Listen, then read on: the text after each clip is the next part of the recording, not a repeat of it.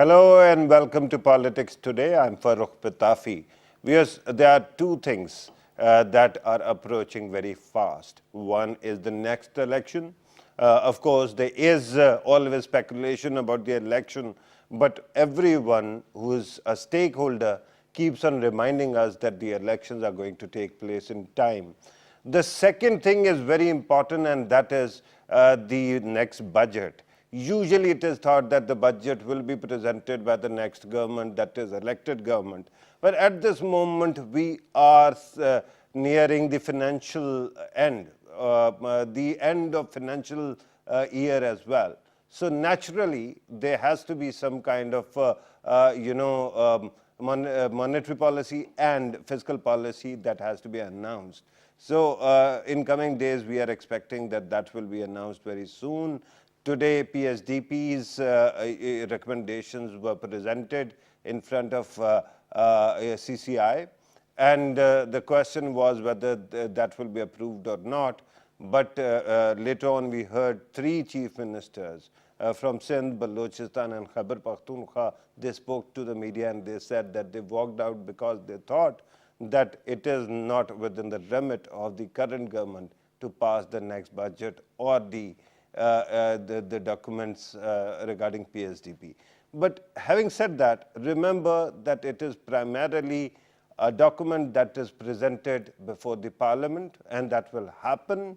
And when that happens, there will be expectations, there will be things that people are going to say are amiss or they are going to be approved. Today we are going to talk about the expectations from the next budget. What exactly is going to happen in coming days? What are the areas where we can progress? Remember that when this government came, there was a lot of talk about development and growth and progress, and that has continued. But during the last 1 year, since there was a controversy surrounding the then finance minister as well, things haven't been that hunky-dory. So the new team that has taken over, can it pull the country out of the murky waters if we are there? If not, what exactly should we be expecting in the coming days? In order to help us understand these matters, we have with us Abdullah Yusuf Saab, former chairman of FBR. Thank you very much, sir, for being part of the program. Next to him is Shaban Khalid Saab, former president, Islamabad Chamber and Commerce in Industries. Thank you very much, sir, for being part of the program. And Mirza Ikhtiar Beg, an economist, is joining us on telephone from Karachi. Thank you very much, sir, for joining us on telephone as well. I have to start with you, Abdullah Yusuf Saab. What are the expectations? What do you expect from the next budget? Thank you. As you know, we have the annual budgets, and we always have the expectations. The budget is normally actually based on what is the total demand of the Ministry of Finance, how much resources are required, and then what should be the modalities in order to be able to manage that and then fix the target. Right. They then decide on the matters as policy decisions, that what kind of any new taxes or rate of taxes, etc., how we will be able to actually achieve. Now, this year, as you know, the timing of the budget is little, I think, exceptional, because the government's tenure is supposed to finish on the 31st of May. And the budget is actually going to be for this entire next full year, which is starting 1st of July. Right. So what government is going to be there actually to manage that, Right. and how? Because those will be the questions. Right. If you remember, this government, when it took over, that was, I think, In June. 2nd or 3rd of June. Right. and the budget was actually brought in by this government Right. at Immediately that after time, they. immediately after they took over. But that was June, sir. Now the next government might take over somewhere near September. Yes, it will probably be August or September. August or something like that. There is, of course, this issue is there of timing. That is correct. But the point is now they have decided to actually go ahead and present the budget for the full year. And of course, for that, they have to take some very important decisions. And some of them could be political based, and the others could be forward looking, a future economic side of it. Because one thing that we have heard already is this reduction in the rates of taxes for the individuals. Right. Maximum rate of 35% has been reduced to 15%. It has been rationalized. You know, right. and the minimum threshold of 400,000 has been increased to 12 lakhs. So there is, of course, a huge kind of a benefit for the taxpayers falling into that bracket. Right. So that is, something to actually sell as far as the government is concerned. Yeah, that but look, we have done that. But that measure has already been introduced. Yeah, it has that's been, announced. That's what I'm saying. And They now have we are already looking announced. at the budget, right, sir? But they have to also actually include it in the budget. That's That will be part of the budget. Okay. So this will, of course, be beneficial from the consumers, the taxpayers' point of view. But of course, it has the, I think, problems also, that it is going to have at least, I think it's 100 billion rupees or so, will be the actual loss of tax. Okay. And then there will be loss of taxpayers of about 500,000. Okay. So, And I'm going to talk about these aspects as well. Let me bring in Shaban Khalid sir. Your take and your expectations from next budget, sir. I think representing the private sector and also representing a very common man from Pakistan, the country. I think the first and foremost, and I think this is something, this is an expectation we've had for many years now, and this is not going to be the first year, which is the energy crisis. I think one of the things they need to tackle and address, hopefully in this budget, is going to be how they're going to progress with the energy crisis. Okay. Because for any economy, it's going to be the actual crux of the matter, whether that's exports. It is crux of the matter, but you do think there is an energy crisis still lingering in the country, still there? I will give you one example of why I say that that's the case. The loan. Karachi Electric? No, not the Karachi Electric. KE? The loan, the circular debt, and it's not gone down. Okay. So right there is a very clear indication that the energy, they've not been able to contain the energy crisis altogether. Right. Whether that's improved, yes, but whether it is to the point where they had promised at the start of the government, I really doubt Do you it. think they can fix it through the budget? Is it not something that they PSDPs and financial spending is where they need PSDP to? might be able to do it, but the problem lies with the fixing of an infrastructure that keeps leaking.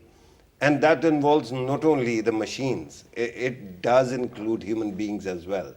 Do you think that can be tackled in? So one of the proposals that had been floated for the longest time was privatization of the distribution companies, and I think one cannot argue against privatization, having looked at the first privatization which went through, which was Karachi Electric, and the situation in Karachi is considerably better than before.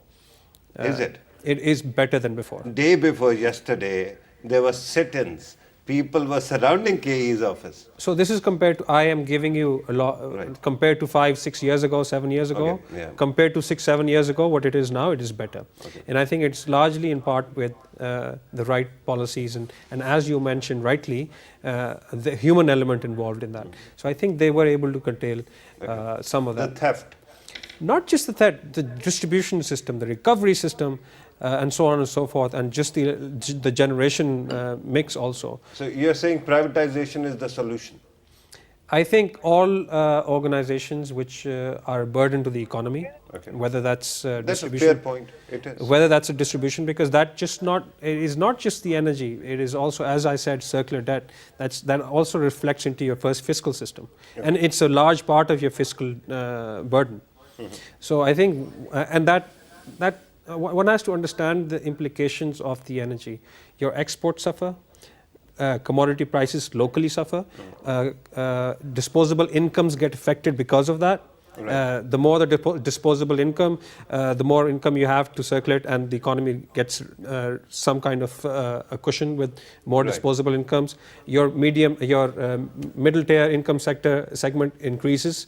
That's one of the things that I think we'll need to learn from surrounding economies, that they gave the medium tier income sectors, segments of society, that chance to grow. And that is where consumption increased. That's where people started taking interest, investments increased. Because so that is one of the expectations from the budget, that something of that there are sort many, will but happen. that is one of the primary ones. I'm going to come back to you, sir. Let me go to Karachi now. I think Mirza Saab has joined us. Mirza Ikhtar Beg Saab, thank you very much, sir, for joining us. The question is about the expectation from the next budget, which is approaching, sir. What are your expectations as an economist and as a businessman?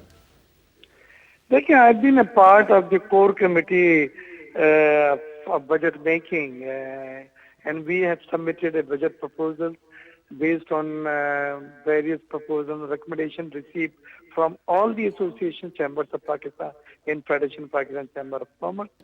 And this is the first time that FBR has sat down with us and discussed point-wise all those proposals and recommendations.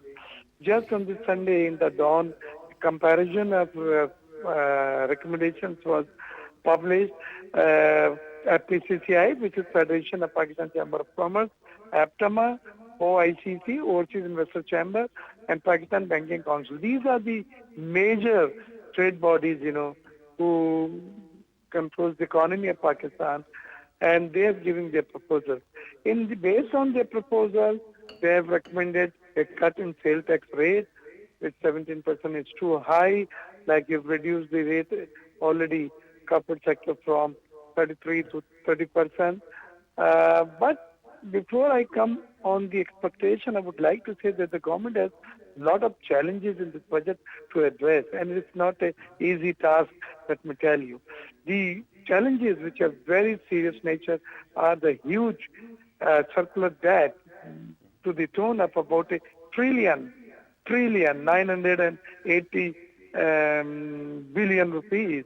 Then we're talking about non-refunds of these exporters' refunds, 160 billion to 200 billion. Then the huge loss-making public sector organizations, like Steel Mill, like PIA and all. And every time they promise they're going to privatize, but then each budget they're coming up with the same song, and nothing happened. And there's a good money for bad money. Every year there's 500 billions we are paying just to let this public sector loss-making organization operate. So these are the challenges which they have to address. Moreover, our expectation is that it should be export-oriented budget because in the entire 3-4 years, our exports has not moved up. It's not jumped up. Can you It's qualify rather that declined. term, sir? Beg Sahab, can you qualify that term export-oriented budget? What are your expectations clearly from the budget? Sir? When I'm talking about export-oriented budget, it means you'll make a policy which will be export-oriented, which will push, promote the export, which will increase the export of the country. Now, what they can do with it? See, the thumb rule is... Are you talking about export subsidies world over. in the export, sir? Yeah. Now, exports world over is zero-rated. Anywhere in the world, when you talk about export, it should be zero-rated. Unfortunately, our export in Pakistan is still subject to 5 to 6% indirect taxes. So this is one issue. Then exporters sales tax refund. If you don't release this fund, this is a serious liquidity crunch, and their economic and their industrial activities are shrinking. rather than expanding. So this is the second issue. But at the same time, when you're talking about export-oriented budget, we are also expecting growth-oriented budget, because our growth, the 4 years they talk about reforms, and 5th year they said we will head towards growth, and it will be growth and growth. So when you're talking about higher growth, you're talking about aiming 7-8% growth. I don't see those policies whereby new industrialization taking place in the country, new job creation taking place in the country. You are talking about 7 to 8% GDP. No, in the current economic indicators and the current situation, I still feel that your GDP will be between 5 to 5.5%. Fairly Right. good, respectable GDP growth, but not a high GDP growth where you are able to create jobs and enhance your export and new industrialization in the country. So these are the issues. Also, government is centric. I'm for going to come revenue back to you, sir. collection. Let me come back to the studio, because you have pointed out some very important things. Sir, our expectation is that the budget has to be export-oriented. It has to be growth-oriented as well. The problem is that we have been talking about macroeconomic stabilization too. The deficit, usually, when you're not earning that much and you're spending a lot, usually increases. And this is especially an election year as well. So do you think that deficit is going to be reduced? You see, our basic issue is that our revenue mobilization is not at all at the level that we actually have the potential to collect. Because our taxpayer base is unfortunately still very narrow. Right. And we have to, in fact, try to actually go for that major reform effort, which is to increase your taxpayer base. Right. Now, the point is, a question is that how are we going to manage that? There is actually, tried and tested solutions all over the world, and that is that your CNIC, which is your sole identifier, on that basis you have to collect all the third-party information of economic activities. And on that basis, you will then be able to reach out to those people who are actually never going to come to you as Right. potential taxpayers. Okay. And that will then substantially increase your taxpayer base. Right. And that will, And of that's- course, increase your revenue. That is a because lofty target, sir. otherwise, your deficit, which we are having every year, we are adding to our total debt. We are not going to actually overcome. And if we are able to collect, because we have a tax gap, we call this a tax gap, Right. which is about 79% as per the last survey, which means that if you are collecting 100 rupees, you are not collecting 79 rupees. Right. So, Right. And that point is well made, and of course there are systemic problems that need fixing. That is the automation is the solution. The Prime Minister recently, when he was introducing the amnesty scheme, spoke about automation. He spoke about replacing NTN with your CNIC number Yes. as well. Yes. And he spoke about many measures. But with due respect, every 2 years we have been hearing that. But Do you I think am- that this time it is going to work? What I am saying is that this is something which is absolutely necessary in the national interest, and I hope that we will be having some type of an effort brought in as a policy, and therefore hope to also expect the results. Right. Shaban Khalid Sahab, deficit is going to increase or reduce? I don't see in the short term for the deficit to be reducing. And I think one of the fundamentals is the revenue streamline is not there. Yeah, it might if not anything, be, but you can curtail the expenditure then, right? you can, but to a certain extent you cannot also, because that will slow down the economy altogether also. Deficit, the world's largest economy, the US economy, is in deficit, and it's to the tune of trillions of dollars. Okay. But is the economy progressing? It is. So you have to manage that deficit, and you have to manage your fiscal space is what is the requirement of the day. And I think fundamentally they have not been able to address the revenue streamline. And yes, one of the streamlines is the tax to GDP ratio. And I think, frankly, as a representative of the private sector, there is We have two representatives now. There, Yeah, it one is from not. Karachi as It well. is not rocket science. Okay. If they really want to, they have the will to go about it. It can be achieved. Okay. Unfortunately, whether it's political interests that take over sometimes or take precedence, or for whatever reason, whatever else is it. But if there's a will, it is very achievable. And I think in the past, we've seen precedents where it has been achieved also. So that's one. And I think also one of the other issues that has been addressed is obviously the leakages of or loss-making entities, public sector entities. That is a very important point. Every year before budget, we talk about that. And I keep coming back to energy, and I tell you why, because as Beg Sahab also rightly mentioned, it's come to the tune of 1 trillion rupees. For an economy of our nature and size, we cannot afford something of that magnitude. And the only way to address this is, why is this, and you have to understand the fundamental reason why it starts accruing. Okay. Because the cost of energy produced and the cost of energy sold, there's disparity. Okay. You're producing at a higher rate than you are selling. And then obviously there's these losses and Because whatnot. of subsidies or something else? I think it's the energy mix to begin with. Okay.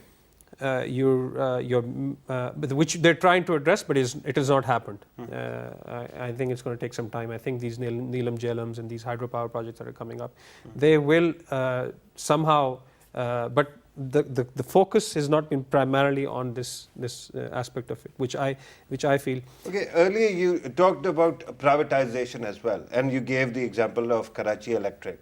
My problem is that whenever you privatize, you still end up creating a monopoly. KE is a monopoly in Karachi.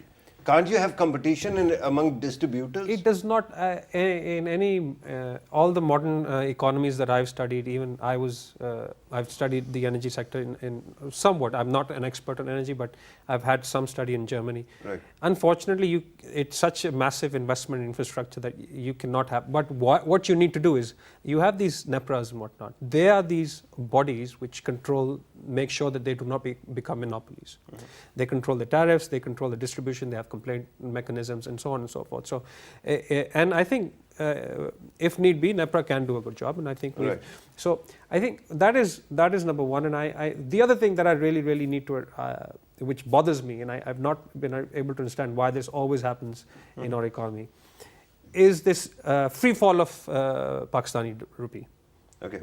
And it shouldn't be the case? So, because earlier we were talking about pro-growth and pro-export I will come to that. economy, and everybody What kept on happens telling is- us that rupee I see that point as well, but my point being that it should not be a free fall. If it was supposed to be depreciated over time, because it was naturally happening, Right. what they were trying to do was artificially controlling it. It should not let it flow. Let it flow naturally, and it will not affect the economy. What has happened now, and every time that they do this depreciation at the end of the term, or when they absolutely have no other choice, is because they've been containing it artificially for so Yeah, long. yeah. If it's going to be a 5 rupee it disparity, shouldn't be dramatic, right? it should not be dramatic. It should not be immediate. It should take its course. Right. And it does not affect the economy to the extent that it does. And I what have to happens? go back to Just one Karachi. last point. What that does is the sentiment, which is absolutely important for any economy investor. That sentiment gets shaken, Right.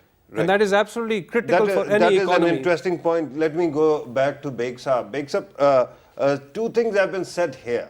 One is regarding privatization of Karachi Electric, and it was just argued that the quality of performance has improved over years because of privatization. The second thing is about rupees depreciation.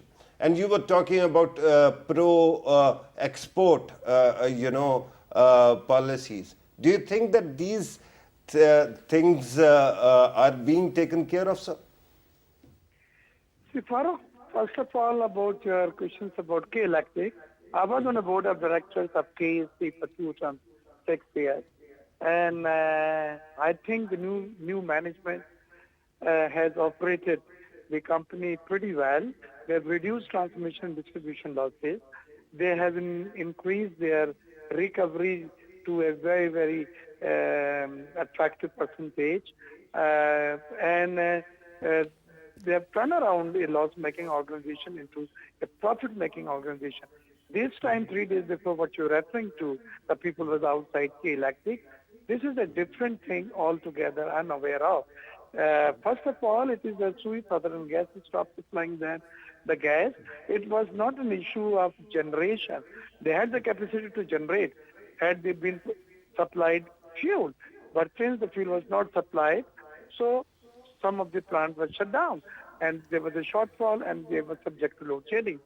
So, Was yes, it this is about administrative balance of payments, problem. sir? This is an administrative problem that they have worked out their cash flow properly to pay on time to Sui Southern Gas instead of facing such situation. About rupee, Dar Sahib is a phobia. They wanted to keep the rupee at 98 and they did all possible intervention.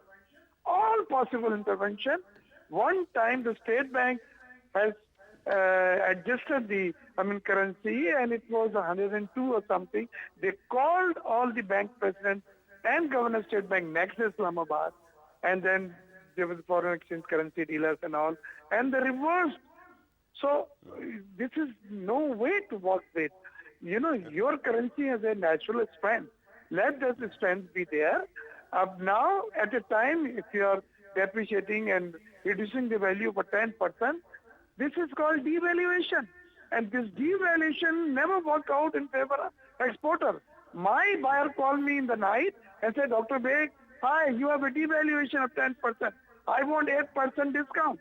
And you are a desperate seller. You have no choice but to say, okay, I'll give you 5%. So your devaluation goes to the buyer. Devaluation never helps to increase your export. So it's a curse to me. Yes, it should be free flotation, market adjustment. Then it's fine because then it will help an exporter. So the other thing which I wanted to add, which I forgot, that in your major issues is still the government is faced with is the balance of payment, current account deficit, budget deficit, and trade deficit, a huge trade deficit, which is resulting falling reserve and a pressure on rupee. So all these things need to be addressed because you can't afford that you have $35 billion trade deficit. Where the funds will come from? Your That's a fair reserves are point, sir. depleting. But Your exports is not Beg Sahab, picking up with coming the back same to rate. your argument about currency devaluation or its depreciation, sir, how do you bring the value of rupee from where it was during Dar Sahab's time to today? See, there was a U-turn. Miftah and Dar. One was moving right, one was moving left. He gave a free float and the currency, yesterday it was 118.20 and in TT, in the market, it's operated 121. Now you are talking about 15% depreciation in December till April. This is ridiculous. That's not the way it's worked with. See, you are still importing raw material. Your export is import based. Your dyes, your chemicals are still importing. These things will go up. So import costs will go up virtually. So I'm of the view that if you let the currency be on a free float and market adjustment, 50 paisa, 1 rupee, 1.5 rupee, 2 rupee, 50 paisa, that is the adjustment that was required. And that was the best tool to adjust your slowly currency to lowering its it normal rather than value. actually. Rather than overnight you are devaluing it more than 12-13%, you can't just do it. Your debt has increased 10-12%. Right, sir. And One the of my buyer is now participants, asking for Beg discount. Sahab, hasn't spoken about rupee devaluation. Abdullah Yusuf Sahab, your take on this? Now you see the point regarding the rupee devaluation. It is actually dependent on whatever is, because this is an exchange rate you have to have, and this is dependent on what is your actual position of the foreign currency.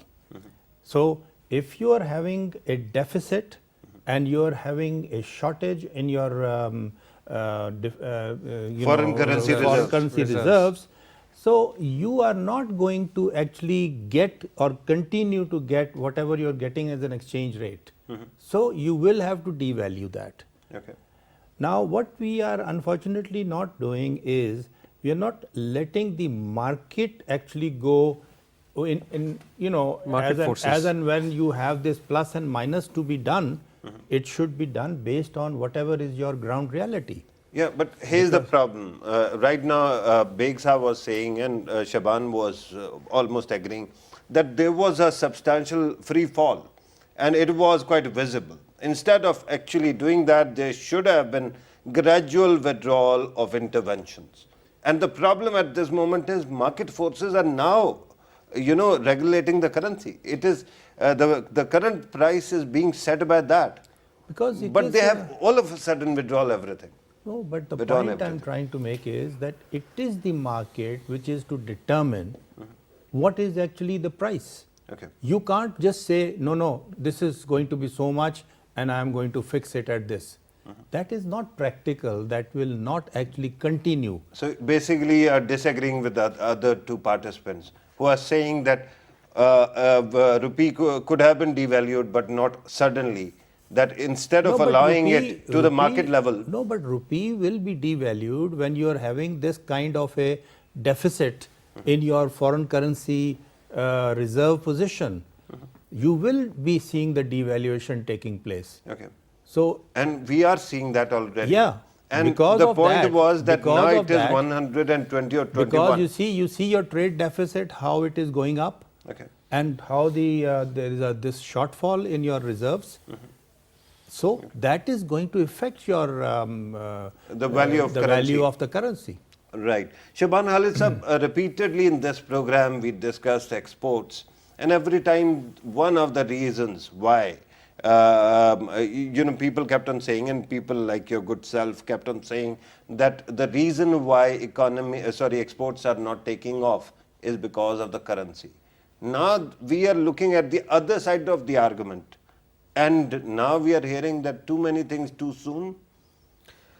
I don't think it's been the currency primarily. I think the primary reason for falling exports, which the private sector has been identifying for the longest time, is cost of manufacturing vis-a-vis input costs. Okay. And the primary input cost, number one, is energy. Number two, as Beg Saab also mentioned, for the textile sector, and that is true for almost all industries, unless there is an industry which has a natural raw material inside of Pakistan, which are very few, other than cement. I can name one which is Thriving. thriving, and local raw material is available Yeah. readily. Other than that, there are not many, other than maybe agriculture sector, but there are not many industries in Pakistan which have local raw material. So what that does mean is, if you're importing, your dollar goes up or rupee weakens, your input cost has gone up. Your energy cost already is almost twice as that of the local area, the surrounding neighborhood or the surrounding countries. And then you have these raising because input cost because of No, your I get that, and that is a very good explanation of what has been happening. But where was this explanation last year when we were talking about the fiscal policy? Everybody kept on saying, even people met Mian Nawaz Sharif, and there they said, the exporters, that you have to do something about the currency, and if you don't fix that problem, things are not going to improve. So I think It seems whatever we do doesn't work for us. without going into many details, I think Beg Saab is an exporter, and he's quoted an example where the buyer immediately called saying that, you know what, this has happened and I need a discount. So ground reality, I think Beg Saab has rightly mentioned that it does not impact or does not benefit the export as such. Are there vested interests that do benefit? So that's a question one needs to ask. Okay. Having Can you just define heard, them? Can you identify them? Vested interests. that is for the experts and the who's who to No, figure but out. can you suggest any name? Unfortunately, I cannot. You cannot. Then you're teasing. You're not helping us understand these issues. Beg Saab, let us also talk about PSDP. Because whenever we are talking about development, without PSDP, nothing works. We don't have that kind of capacity. Do you think that the government is in a position to do justice to the PSDP, sir? Farooq, here I will start saying I'm least interested what budget they announced for public sector development project PSDP. The problem is their capacity. Sometimes they use 60%, Yeah. sometimes they use 50%, sometimes they use 62%, and the fund lapses unutilized. So first, before we talk about the budget, first I would like to advocate the capacity of the government to fully utilize the allocated funds. Whatever they have allocated is to be utilized. This is one. Second thing, this is an election year. They will come up with a massive PSDP funds because they wanted to announce populist schemes where people will be happy. They say, wow. And this is normal. Every government does it. Election year budget. It is called election year budget. Okay. The third But thing, yes. do you think in the long run that is going to have a negative effect on the economy? See, If we if don't you are have that talking kind of about, capacity- if you're really talking about, Farooq, if you're really talking about 7% GDP for next 5 years to address the poverty, then you should have a higher public sector development project, which will create jobs in the country, and there will be development schemes around. But if you're talking about just for the election's sake, 7% GDP for 5 years, next 5 years, and you will still hang around 5%, 5.5%, then your public sector development project really matters. It not really matters because you never utilize them as such. Right. One thing I would Let me- like to just tell him, Right, sir. the more Let me dangerous bring part this is question to the whenever studio. rupee tried to regain its natural value, the pumping dollar, State Bank pumping dollars in the market, $30 million, $40 million, and the demand supply mechanism, was maintained. It was That is an important question. Farooq sir, I have one point to add. When and this also pumping, as Beg Saab is mentioning, this pumping of dollars into the economy to stabilize the rupee is also borrowed money. Okay.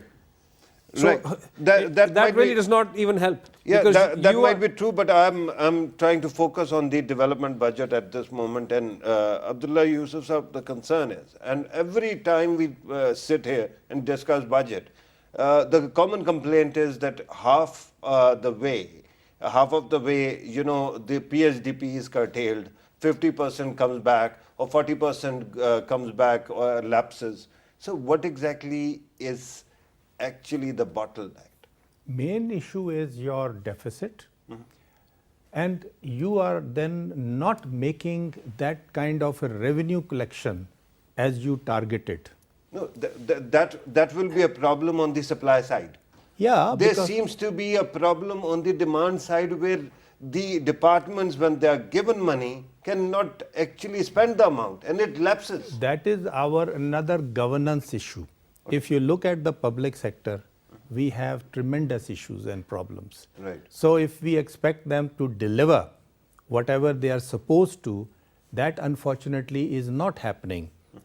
And we There was a committee headed by Dr. Ishrat Hussain. There were discussions about reforming the bureaucracy. that has been going on, and we hope that we are able to or going to actually overcome whatever our governance issues are, and as a result, we are also losing that money.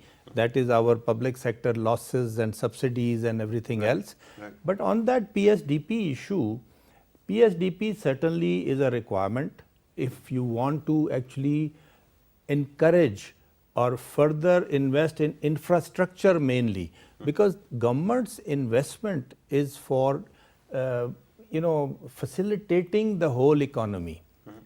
Otherwise, it is the private sector which is supposed to invest.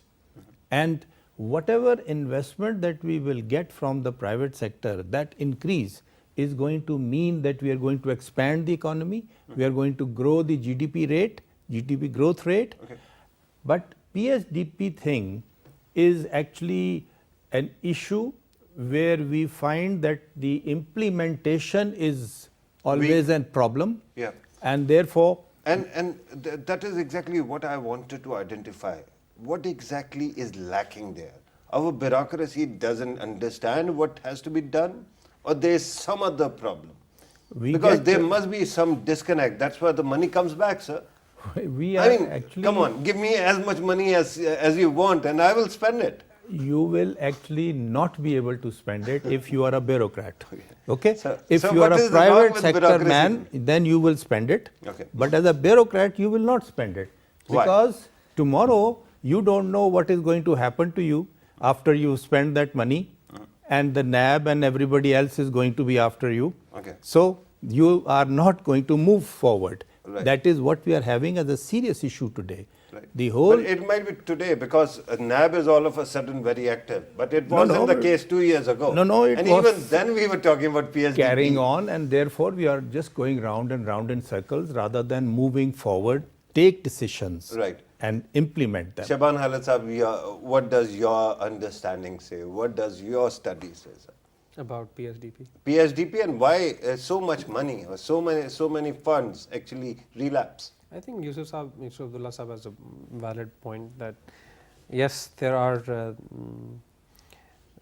the people are somewhat scared also to make bold decisions, because spending a lot of money requires a lot of bold decisions also, and I think that's one. And then obviously there's the capacity issue and so on What and so forth. exactly is the capacity issue? Define it, because I want to understand how does a bureaucrat or a public servant doesn't get. So I am not from that fraternity. Yeah, but I wish I you was. have But I, experience with them. having experienced what I have, I can only say sometimes it's non-transparency also. Okay. Once again, both are the arguments, two sides of the same coin. Fear of accountability, undue accountability, and actually lack of transparency. They revolve around the same thing. But is there anything else as well? They don't understand, or they don't have the human resource, or they don't have the kind of imagination. I do not think that is the case, because if you look in the history where they wanted to put money into infrastructure in PSDP projects, take for instance the case of the motorway. The first motorway that was built was built by non-Pakistanis, Right. which happened. So I think where they want to execute, where the political will is there, they execute also. Right. So But I think it becomes. repeatedly we keep on seeing lapses of funds, right? Money But then you comes also back. have a lot of funds used.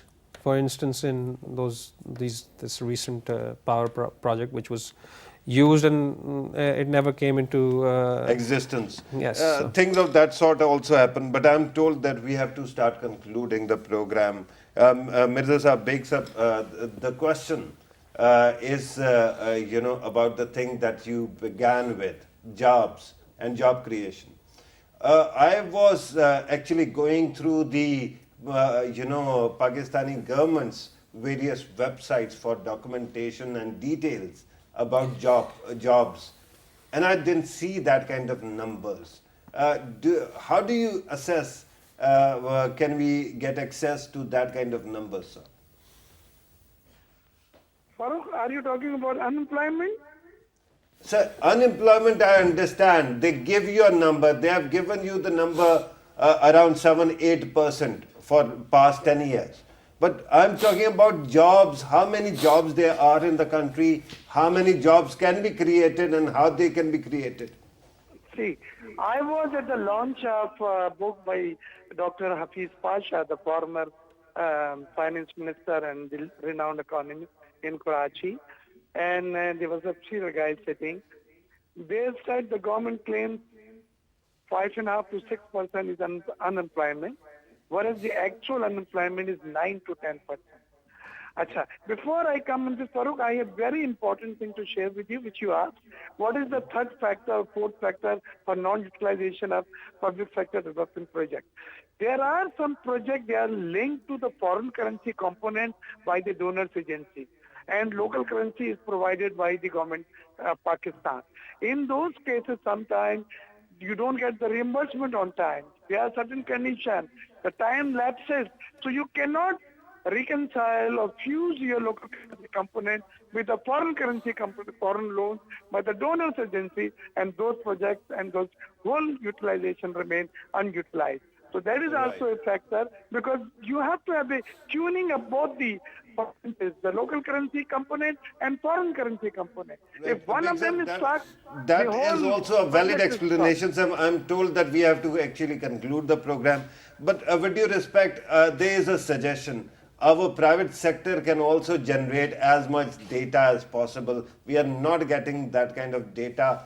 When you go to PBS's website, there, Pakistan Bureau of Statistics, we don't get the details that are needed for effective policy making. On that, sir, I have to thank you for your time on that note. And let me thank the guests who are in the studio as well, because we are running short of time. Abdullah Yusuf sir, thank you very much, sir. Shaban Khalid sir, thank you very much Thank for you your very time much. as well. Viewers, you have listened to our participants, of course. We still have to see what will be the nature of budget. There is a lot of speculation at this moment. But remember, if we want to plan ahead, and if we want a better economy, it is not only the government that has to do its part.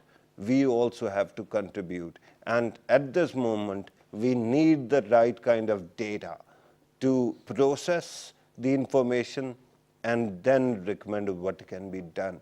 Without numbers, nothing proper can be done. This was today's program. Thank you very much for watching us. Take care.